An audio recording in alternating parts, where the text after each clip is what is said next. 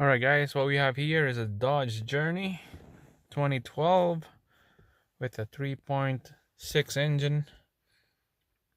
We got a P0522 engine code. You can tell oil pressure sensor circuit is low. The guy that owned this vehicle, he said it runs okay, it runs fine. Only problem is that his remote start won't do anything because of this engine light issue. We get started here. That is the only code that came up, and I didn't do anything on this vehicle yet. We'll see if there's a live data come up here. I'm gonna find the right information before we start the engine. I'm gonna put that on a graph, minimize all the stuff that I don't need. Pressure switch on the top, oil pressure on the middle, and a sensor voltage on the bottom. Alright, so let's go check out the sensor and see what we got. Alright, we're under the hood to show you. This is a V6 3.6.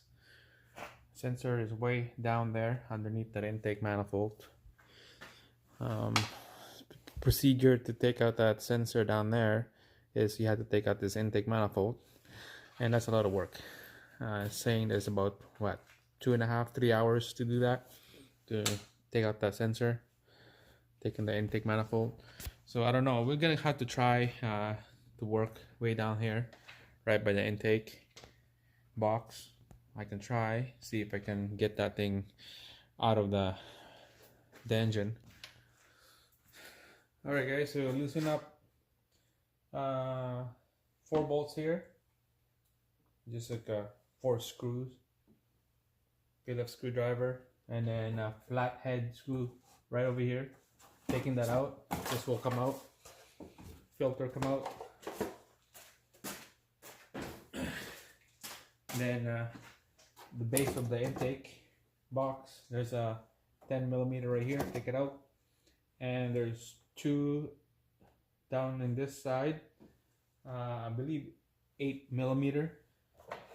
So I'm gonna 8mm on this side here, zip that off. So there's one over here, and there's one right down here. Okay, so let's start taking it out.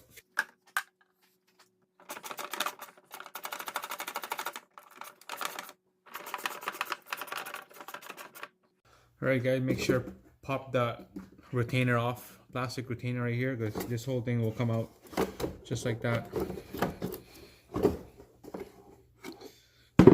This is that choose screw, 8mm, that you need to loosen so you can see the bottom of this thing, just like that. This is the whole thing.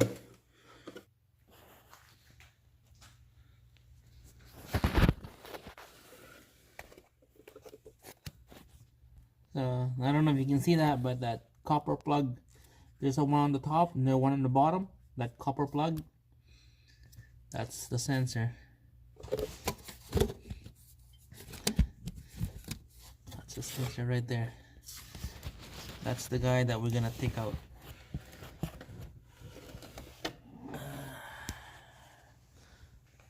Let's do some diagnosing here. So alright, so that's the connector.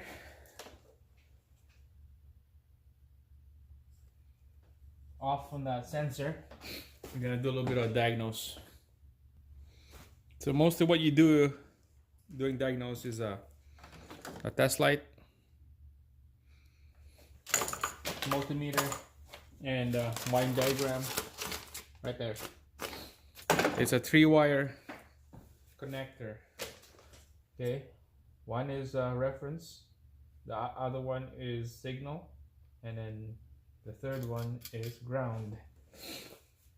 So We'll find out which one is the ground, find out which one is the 5-volt reference, and find out which one is the signal. Signal is straight from the ECU, and the rest is just ground, and the other one is just reference volt. So let's find out here.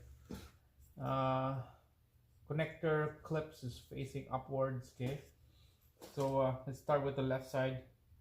That one is like a dark blue, a dark green stripe. So dark blue in the first one. The one in the middle is violet and gray stripe, and then the far to the right is brown orange.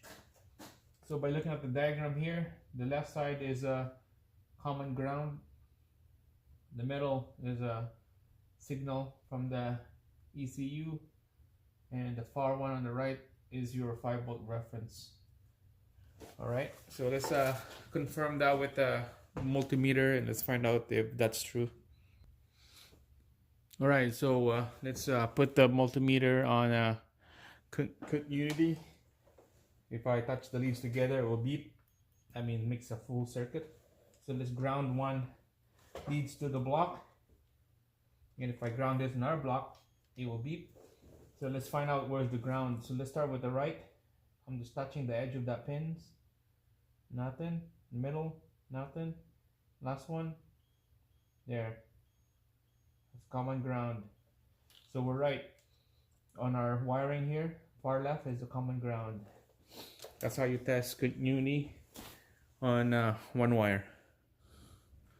Alright guys, now we're going to check the signal wire from the sensor going to the ECU. So this is the sensor connector, ECU connector. Signal wire is on the metal. Probe that with a multimeter. We're going to check the continuity and see if that's a good wire. So and then on this side here, see how that pin right here on this side, there's nothing here. So the 5th one from the bottom is that wire. Listen for the beep. Yeah, that one's good. So that wire is good. We'll continue on the next one. Alright guys, we'll do check the resistance on that wire, make sure that it's not shorted or anything. So same thing, signal wire in the middle, probe that, turn your multimeter to 200, check the resistance, and probe that number. 5th one from the bottom again, 1 2 3 4 5, and it will come up as 0.2, and that's good because spec here is 0.5 and lower, and that is good. That's how much resistance we have, 0.3. all right, 0.3. So let's move on to the next one. All right guys, next step is to check the resistance or continuity of the signal wire, signal pin from this sensor. I'm gonna show you this. This is the new one because it's hard to show you on the old one. So basically, resistance check or continuity check. This signal on the middle to the ground of the block. So basically, you do continuity. Probe that middle wire pin in the middle, probe it, and then this one is on the block. See if it beeps or not. If it beeps, that's not good. So you don't want it to beep. That means that if you don't want it to beep, it means that it's supposed to be like that. It's supposed to be open. If it beeps, that's not good. Okay, so you measure, you pin, you tap into that middle pin, and then the other lead is on the block of the engine. So you don't want it to beep. And if you want to check the resistance on that, it should be below 100 resistance, and it's hard for me to check because it's way down there, but I'm just showing you that's how you do it. Okay, and when I check in here physically, and it did not beep, so So let's move on to the next one. Alright guys, so next step, we're gonna do voltage short to ground. So the voltage coming out of the sensor, let's check it out, see if it's shorting it to the block, see if it's shorting out the wire. So what we do now is we have to plug that connector back in. We'll leave this ECU connector out and just turn on the car, don't start the engine, and we'll measure that signal wire from here to the ground on the multimeter, see if we can have a voltage.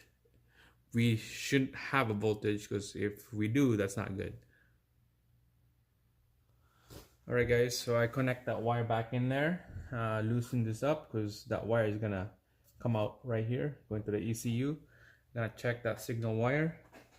So I got the multimeter on the one leads on ground, so if I touch this other leads on ground, it will beep. So I'm gonna turn that to a voltage here, see if there's a voltage coming out of this wire when the engine is on, not running. So let's turn on the engine. Alright, I got the car on the on position but engine off. So let's probe that number 5 pin. Let's look at this voltage here. We should have 0 volts. 1, 2, 3, 4, 5. Alright, so reference, that's pretty good. That's what we want. Okay. Alright, so the last test we'll do, we'll measure the ground and the signal coming out of this 3 wires right here. So the ground signal, we'll measure it with a multimeter, and we have to turn on the engine on this one. And sorry, we had to turn on the car on this one but engine off. So let's see, we should have 4.5 volts or less. Okay, so that means we'll do the far left and the middle. We'll probe that one with the multimeter and see what we get.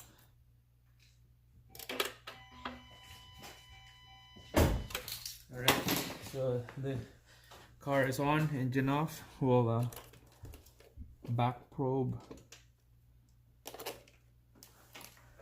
these two on the left and the middle. Yeah, come up as 4.8 volts. Let's see if show you guys here. So we're just gonna tap just the corner of that pin, and you can tell 4.8 volts. And that's what we want. So to me, I think ECUs and the harness are functioning properly, and you guys probably know that already. Why won't you just change the oil pressure sensor? But to me, I want to just show you guys how to diagnose what step is next, and making sure you know that it's the sensor is the faulty, and guarantee that it's the sensor. So I feel good about this diagnose, so let's change the sensor.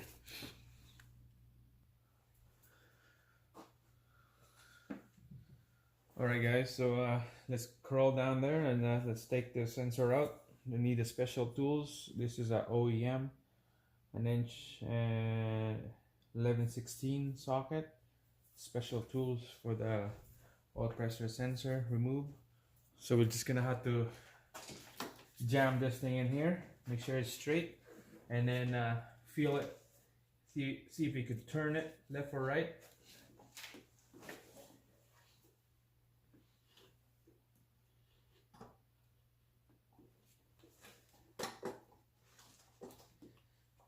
Yeah, it's all in there.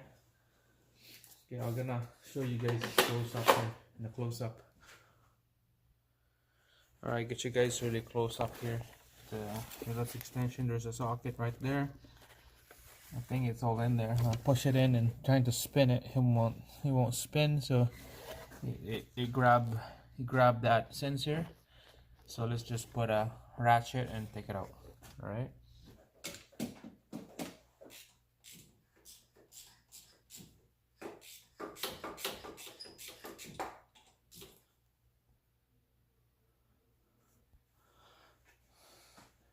Alright guys, so I just need like about a turn and a half to loosen that sensor. So this is what I came out. Make sure it's swivel on there. Then this rubber pipe right here, it's too high. So you just have to push it down so that the socket will go straight in. So after you spin it, it's loose now, so you can just spin it with using your hand, and you don't need the socket anymore. There she is.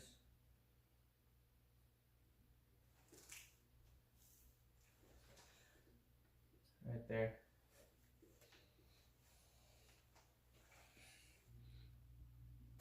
So this is the original one. This is the new one. You can tell there's a part number.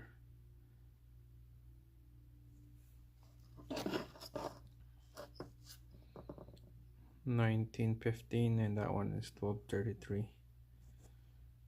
So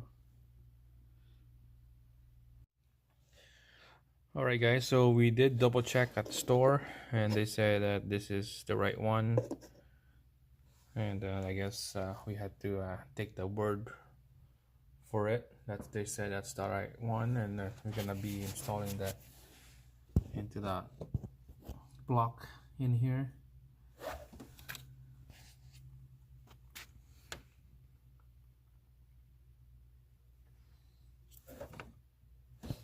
Alright, so we're gonna install this in there. We're just gonna do a hand tight, and after that we'll put the socket in.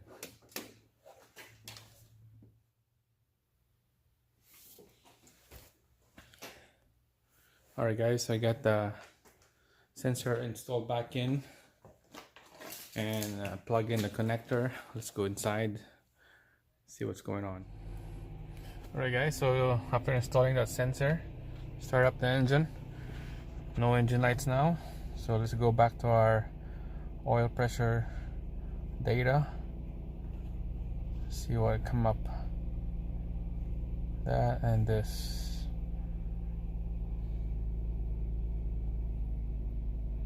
So you got voltage now, that's pretty good. Before it was just 0.04 or something like that. So this one is a fix. Rev up the engine, RPM goes up, pressure goes up.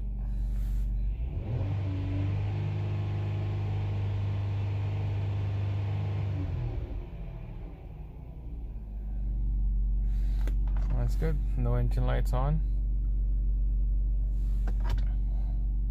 and it's a fix. So thanks for watching, and I'll see you again.